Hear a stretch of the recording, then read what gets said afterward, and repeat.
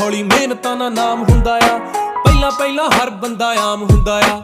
ਦੁਨੀਆਦਾਰੀ ਚੋਂ ਜੋ ਤਰਾਸ਼ ਬਣਦੇ, ਆਪਣੇ ਤੇ ਰੱਖ ਵਿਸ਼ਵਾਸ ਬਣਦੇ ਹੋਏ। ਆਮ ਜਿਹੇ ਮੁੰਡੇ ਵੀ ਨੇ ਖਾਸ ਬਣਦੇ, ਆਮ ਜਿਹੇ ਮੁੰਡੇ ਵੀ ਨੇ ਖਾਸ ਬਣਦੇ ਹੋ। ਆਮ ਜਿਹੇ ਮੁੰਡੇ ਵੀ ਨੇ